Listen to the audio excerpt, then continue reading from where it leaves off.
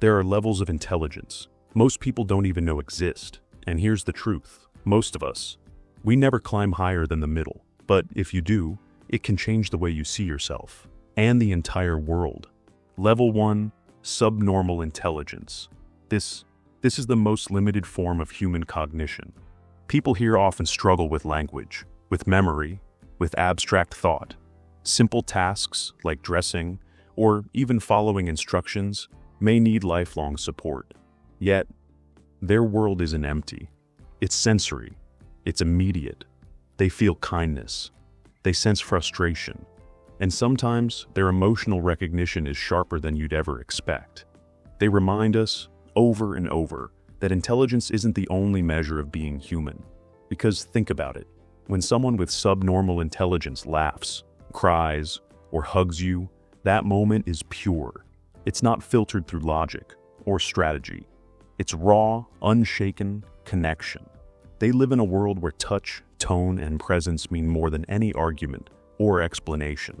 Many of them form deep, unbreakable bonds with family, with caregivers. They may never solve equations, never write essays, but they know when someone truly loves them. They know when someone is upset, and sometimes they know it faster than the smartest person in the room ever could. Modern society chases achievements, grades, careers. But here's the truth we forget. Those with subnormal intelligence teach us something far greater. How to slow down, how to live in the moment, how to value emotions over endless thoughts. They may never live fully independent lives, but with love, with patience, with support, they can live meaningful ones. And in their presence, we're reminded of something profound. Being human isn't about how much you know. It's about how much you can feel. But what happens when intelligence rises just enough to function in the world, yet still struggles with complexity? Level 2, below average. IQ between 70 and 85. These individuals can live independently, work jobs, raise families. But complex reasoning, that's a challenge. And yet, this is where something beautiful shows up. They shine in routines, in repetition, in hands-on work. They may struggle in school, yes, but they excel in loyalty, in social intuition, in practical skills that can't be taught in books. They prove something we often forget. Intelligence isn't always about equations or theories. Sometimes it's about the heart. Think about it. The cashier who remembers your face every single time you walk in. The construction worker who, without a single formula, builds homes with steady hands. The caregiver who knows exactly how to calm a restless child. They may not score high on a test, but the value they bring, no number could ever measure that. And here's the truth most people don't want to admit. Many at this level thrive in structured environments, where effort matters more than theory. They become dependable coworkers, loyal friends, caring parents. They are the glue holding families and communities together. But the pain? It comes when society slaps a label on them. Less capable. That label hurts more than the struggle itself. Because when they're supported, when someone believes in them, they don't just survive, they flourish. Their strength isn't in speed of thought, it's in persistence, warmth, consistency. And here's the hidden truth. Life doesn't always reward the smartest person in the room, but it does reward the one who shows up every single day. So the question is, what happens when intelligence climbs just high enough to balance knowledge, work, and relationships? Level 3, average intelligence. This is where most of humanity lives. Reading, writing, cause and effect thinking, planning. You know what needs to be done, and you get it done. The world runs on average intelligence. Teachers, drivers, nurses, business owners, they keep society alive. But here's the trap. Average often feels like enough. It convinces you that growth isn't needed, and that is why most people stay here, because life works, bills are paid, families are raised, vacations happen once in a while. On the surface, it feels complete, but inside, something dangerous grows. Comfort, and comfort, when left unchallenged, quietly becomes a cage. Average intelligence often leads people to believe they know enough. They stop asking deeper questions. They confuse being informed with being wise, and slowly, curiosity fades. But here's the paradox. This level also holds the greatest potential. Because average isn't a weakness, it's the foundation. With discipline, reflection, and effort, those at this level can climb higher. They can create, innovate, lead. Yet, most never take that step. Think of it this way. Average intelligence is like standing at a crossroads. One path leads to routine, repetition, and comfort until life quietly passes by.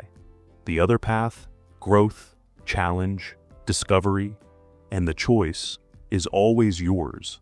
But what happens when thought speeds up? When your mind doesn't just walk through life, it leaps ahead of it? Level 4, above average. Here, thought moves fast. You don't just learn, you leap. You see patterns others miss. You predict outcomes before problems even arrive. But this gift, it has shadows. Conversations can feel slow. You edit your words mid-sentence. You fake normal just to fit in. And if you're not careful, intelligence becomes detachment. So the question is, how do you stay brilliant without losing your humanity? Above average intelligence often feels like living slightly out of sync with the world. In school, classes may have seemed repetitive, almost painfully simple. At work, you might notice inefficiencies no one else even thinks about. You already know the ending to problems others are still struggling to understand. But here's the lonely side. You often silence yourself. You hold back, just to avoid sounding arrogant, or to keep the peace. And inside, you wonder, why can't anyone else see this? That gap between your speed of thought and the world's pace, it can twist into frustration. Yet, this level also holds incredible potential. Above average minds are the ones who design solutions, who improve systems, who connects the dots that others completely overlook. But the real challenge isn't just to think quickly, it's to remain connected, to use intelligence as a bridge, not a wall, because brilliance without empathy risks isolation. But brilliance with humanity, that's when influence begins. And when intelligence rises beyond this, when it not only predicts problems, but solves them almost effortlessly, we step into the realm of high intelligence. Level 5, high intelligence, IQ between 130 and 145, the top 2% of thinkers.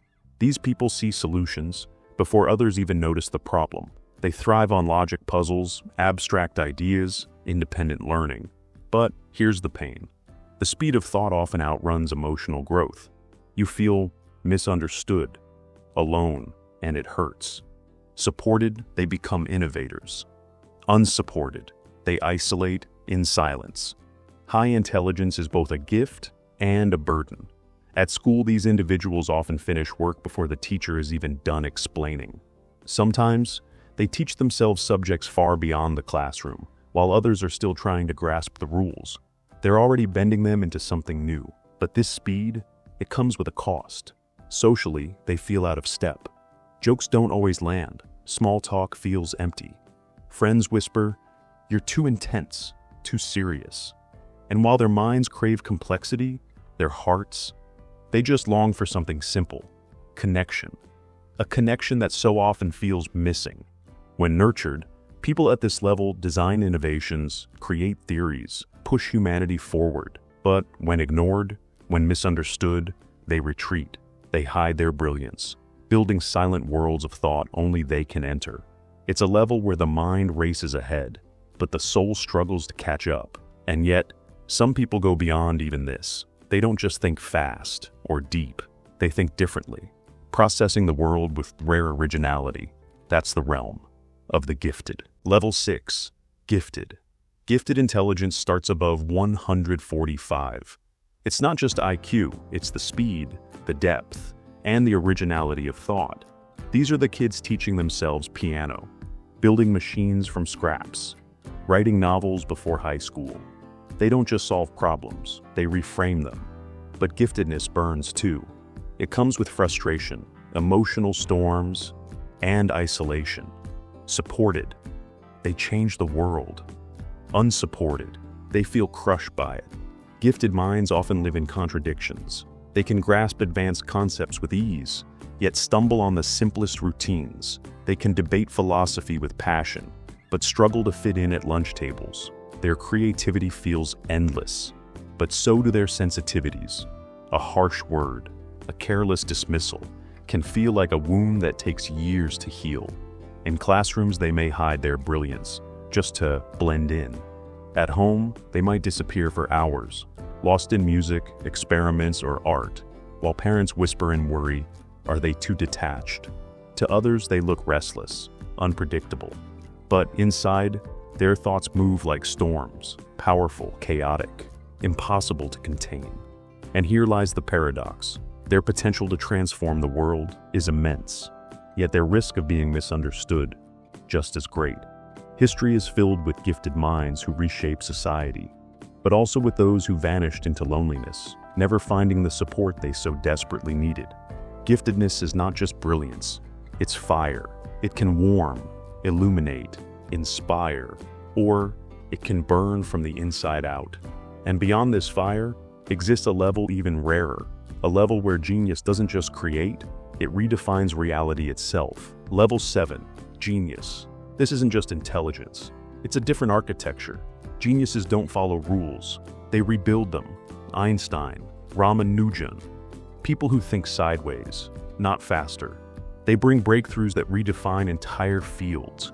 But genius often feels like exile, too radical, too strange. Too genius is brilliance and loneliness walking hand in hand, because society fears what it doesn't understand. And genius is, by definition, what no one else can see yet. Ideas that feel obvious to them seem impossible to everyone else. So, they are doubted, mocked, labeled as dreamers, rebels, even failures. But history whispers the truth. Every genius was once misunderstood. Darwin hesitated for decades, afraid to publish his theory. Tesla died poor, while others profited from his vision. Van Gogh sold a single painting in his entire lifetime. The world didn't believe them until it couldn't ignore them anymore. And that's the paradox of genius. It lives decades, sometimes centuries, ahead of its time. It bears rejection, ridicule, silence, before recognition ever arrives. So, what fuels a genius through the wilderness of disbelief? Not applause, not validation, but a relentless fire, the need to express the truth only they can see. To draw the equation, paint the canvas, write the words, design the machine. Because genius doesn't wait for permission. It creates, it suffers, and eventually, it transforms humanity. Genius is the burden of seeing tomorrow in a world stuck in today. Level 8, Polymath. While a genius may master one field, a polymath masters many. Da Vinci, Benjamin Franklin, inventors, writers, scientists, artists, all in one lifetime. Their brains connect math to music, philosophy to biology. They don't see subjects as separate, they see them as one. But polymaths need decades of time, obsession, and endless curiosity. In a world of specialization, they remind us of the power of thinking wide. And that's the paradox. In an age that values speed, polymaths require patience. They collect knowledge like rivers feeding into the sea, slowly, steadily, until, suddenly, connections spark. While others climb ladders, they build bridges. Where one person sees a wall, they see the blueprint for a door. But being a polymath isn't easy. No. Society pushes you to pick one thing, to fit into a box. And when you don't, you're called scattered, unfocused, unrealistic. Yet history shows the opposite. Progress so often came from those who refused to shrink. Polymaths live in constant tension. The joy of discovery versus the burden of time. The thrill of mastery versus the fear of being misunderstood. But here's the truth. Polymathy isn't about being superhuman. It's about curiosity, without borders. It's the courage to wander across disciplines when everyone else stays in their lane. And when the world needs breakthroughs, these are the minds that weave them together. Because the future isn't built by specialists alone. It's built by connectors, by the wide thinkers, by the ones who dare to know more than one world. Level 9, visionary. Visionaries don't just solve problems. They imagine futures. They build what doesn't exist yet. Where polymaths master knowledge, visionaries bend reality. They face rejection, ridicule, doubt, but they persist, and history bends with them. A visionary sees what others can't. They walk into empty fields and see cities. They stare at blank canvases and see revolutions. Their minds live 10, 20 years ahead of everyone else. But that gift is also their burden. The world rarely understands them, not in real time. Every great visionary, Galileo, Jobs, Musk, Curie, was doubted before they were celebrated. They are lonely, often misunderstood, because their eyes are fixed on horizons others don't yet believe in. Visionaries thrive on conviction. They know the future isn't predicted, it's created, and creation demands risk. To build the unthinkable, they must withstand the unbearable, failure, criticism, betrayal, yet they endure, because the picture in their mind is brighter than the shadows around them, because they would rather live in pursuit of the impossible than settle for the ordinary. Visionaries change not only what we do, but who we are. They remind us that progress is born from imagination, not repetition, that tomorrow is always up for negotiation. And in a world that worships certainty, the visionary's courage to dream becomes the ultimate act of leadership, because when they imagine and when they build, the rest of the world follows. Level 10, Transcendent Intelligence. The rarest of all, at this level, intelligence isn't about answers anymore. It's about awareness. They see through systems, through ego, through illusion. They don't dominate, they dissolve. They don't lead by force, they guide by presence. Transcendent minds don't crave to know. They understand why we crave knowing, and that changes everything. Because true wisdom is not accumulation. It is release. Release of attachment to being right. Release of the constant need to prove. Release of the fear that binds the mind to limitation. Transcendent intelligence feels less like thinking and more like seeing. Seeing the whole picture at once. Seeing the hidden threads, connecting suffering and joy, chaos and order, life and death. Such individuals embody stillness, even in storms. Their clarity isn't loud, it's quiet. It radiates. It doesn't command, and people follow them, not because they demand authority, but because they become mirrors, reflecting truth, back to those who seek it. At this level, success, irrelevant, status, meaningless. What matters is freedom, the kind no circumstance can ever touch. They move through life lightly, as if everything is both deeply important and not serious at all. And this paradox makes them unshakable. Transcendent intelligence is not about changing the world.